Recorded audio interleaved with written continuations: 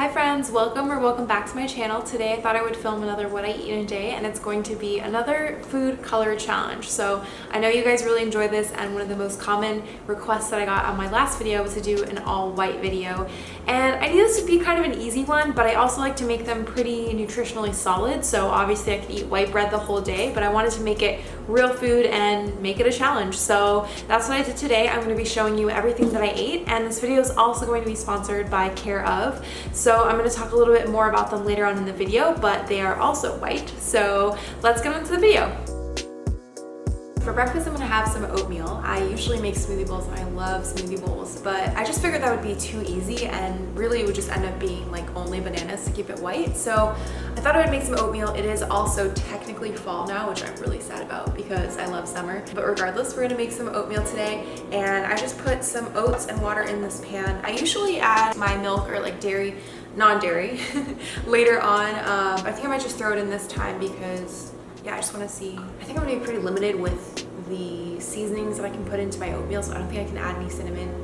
I guess I can add a little bit and probably get away with it, and maybe some vanilla powder, but I don't really want to mess with the color too much. So plain oats it is. Oh, and I actually do have some banana, which I feel like would be really good because bananas are white, so that could be a nice topping and add like a little bit of sweetness without messing up the color. So let's put this on the stove.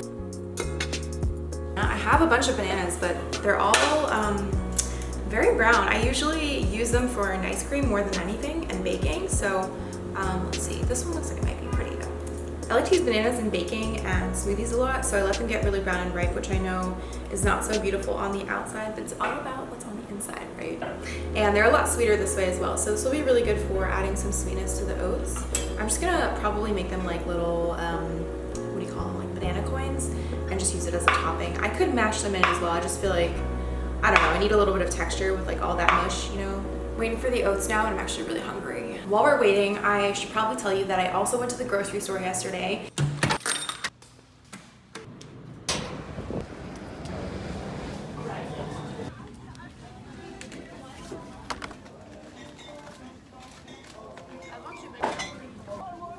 So I did plan out today's video. I know what I'm gonna eat, and I found something at Trader Joe's that I thought would be really exciting because I don't know if this is just like a thing on Instagram, but I got this product that has been sold out every time I've looked for it. Cauliflower Gnocchi from Trader Joe's. It is vegan, it is also gluten-free, and yeah, the ingredients are pretty simple. It's cauliflower, cassava flour, potato starch, olive oil, and sea salt. I've heard some interesting things about how you should and shouldn't prepare it though. A lot of people say not to follow directions. So I'm gonna try these later. I'm excited about that, but anyways, back to breakfast for now. Okay, the oats are done. I just added a little splash of Ripple milk at the end just to kind of cool it off because normally I add a little bit of frozen fruit just so that I don't have to wait as long for it to cool down before I eat it and burn my tongue, which I do so much. But now I'm gonna top it with my banana. And then I also have some hemp seeds, which are mostly white. I know there's like a little bit of like the hull, but I think I'm gonna use that because I need to add a little something to this oatmeal. And then also some white chia seeds. So that's gonna be my topping for this oatmeal. I mean, it's not gonna be the most exciting oatmeal, but it is a challenge, so just any day today.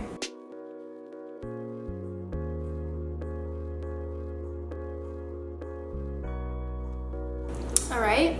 There we go, and to complete the look, a white spoon of course. But we've got some healthy fats and protein from the hemp seeds and chia seeds and omega-3s.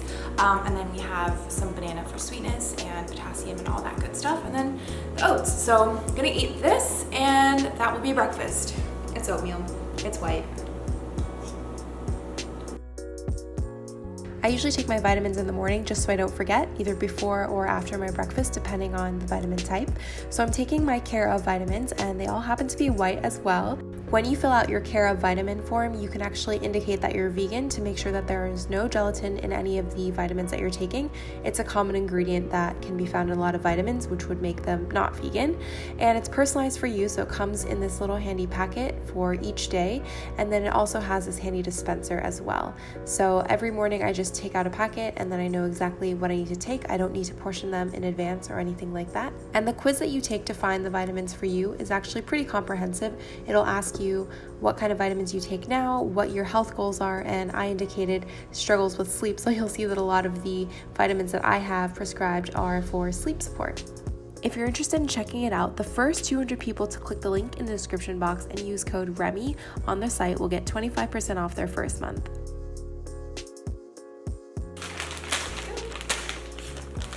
Oops.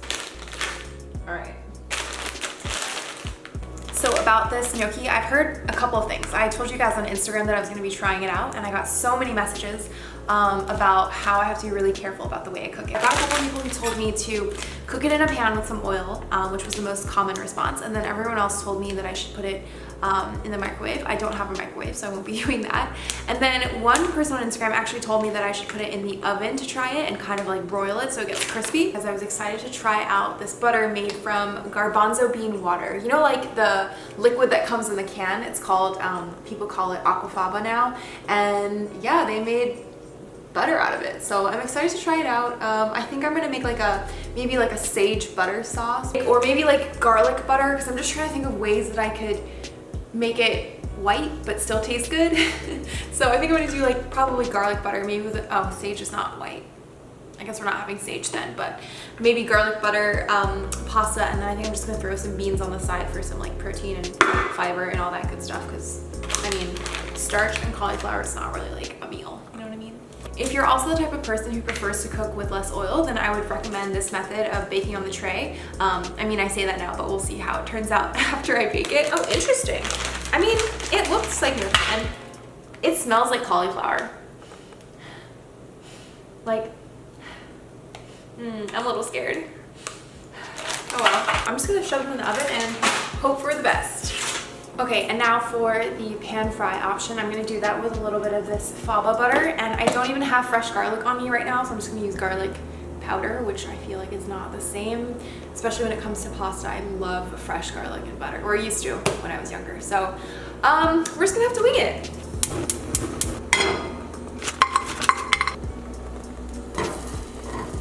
Okay, it smells pretty good so far. And I'm adding these white beans or Great Northern beans to the, I don't know if I'm gonna add it to the pasta or if I'm just gonna saute it in the same sauce, like a garlic butter sauce. I think that would be really good.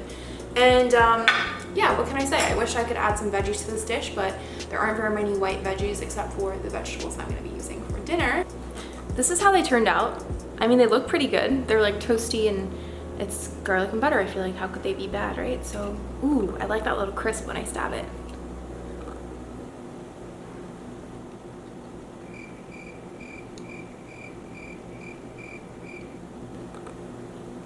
Actually, that is pretty good. I think I wonder if I can make these myself. That's what I want to know now. And I'm still waiting for the gnocchi that's in the oven to be finished, so I will taste that for you guys after I finish making the beans. I just want to save some time and multitask here. I haven't cleaned the pan because I'm just going to use this remnant butter in the pan and then add some beans and sort of just like warm them. Might add a little bit more garlic, but I'm probably adding about, I think it's like a cup of beans maybe, or maybe like 3/4 of a cup. Oops, and I gotta turn the fire back on. But yeah, I'm just gonna have some beans sauteed. Honestly, I'm like the type of vegan where I could really eat beans and like on their own and be fine with that. Like I think that they're great, so. I just took the broiled gnocchi out of the oven. I almost like burned the parchment paper though. That was kind of a bad idea.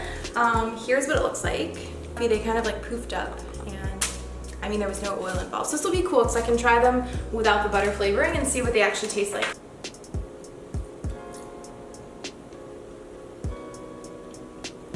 So they taste more like cauliflower, but not in a bad way. Like they're really good. I actually think I prefer this because they're cooked a lot more.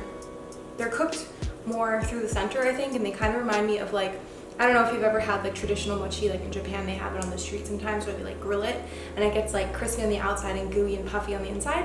And it's really good. I mean, yeah, I mean, I like it both ways. I think I would cook it this way next time just because I prefer it without the butter. I think the butter hides the cauliflower flavor, which is actually kind of nice. So anyway, I'm gonna toss this into the same bowl because that will be my lunch. And yeah, I'm gonna take a picture of this. And that's pretty much it. I have to go to yoga and I'm running a little bit late, so gotta go.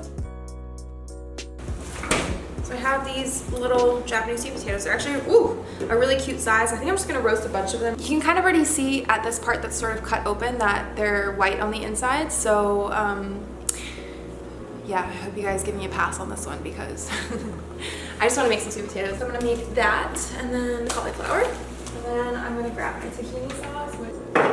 Okay, crisis averted. I found the second jar of tahini. So yeah, I guess we're just gonna wash the veggies, chop them up, and I'll skip the boring part, but I'll show you when I start prepping. This just looks so sad without any skin on it, you know? I know it's not focused, but on the baking tray. There we have it, and then I'm just gonna pop this in the oven and start prepping the cauliflower. Next, I'm going to try and slice them thinly. I like them better this way because I feel like they pick up more flavor and it's just like more fun to eat, you know what I mean, than like florets. So cut it right down the middle, and maybe I'll save this half for something else, I don't know. But I just like to follow this sort of shape, and the thinner you make them, the less time they need in the oven. So it's totally up to your preference, but if you like them like a little bit meatier, then you can leave them a little thicker. But yeah, I'm kind of like hungry soon, so I think I'm just gonna keep them relatively thin, like that. I always thought it was so funny about cauliflower how people use it as like a substitute for carbs, and I get it, it's like a great low carb option, but personally I find that it makes more sense to me to think of it as just like adding vegetables to your diet. I'm not really a fan of like replacing carbs, because like carbs are carbs for a reason. Like if you try to tell me that I'm having rice and I'm having like a spoonful of cauliflower, I'm just not going to be convinced. It's just not the same, you know? I guess I'm glad people are eating more veggies in general, but I don't know, mixed feelings. How do you feel about it? Okay, I added probably about like 1.5 tablespoons of tahini here, and then I'm gonna add like a teaspoon sized thing of miso paste. And I just love miso, it's really great. Just adds that nice savory flavor right away. Do a 4th cup of water, because tahini on its own is super, super thick, and you always need to kind of like thin it out, especially if you're using it for a sauce. There we go. So basically gonna smother my cauliflower in this sauce, and that's gonna be it. Okay, that's like too much sauce now. Ah! Okay, whatever. I'm gonna place this on the tray and kind of smother. This is gonna get messy, but it's fine.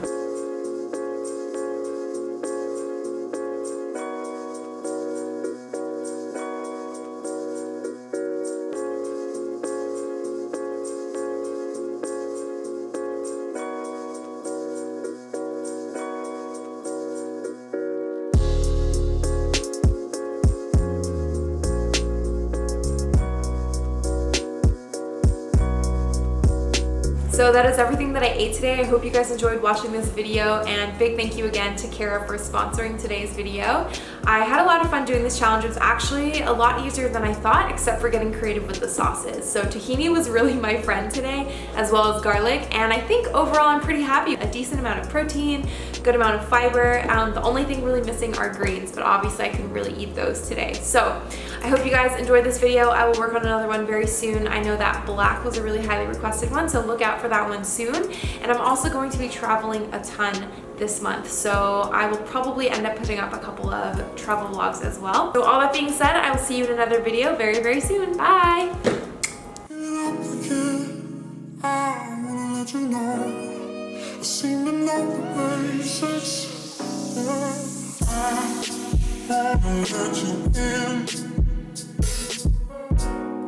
Before I let you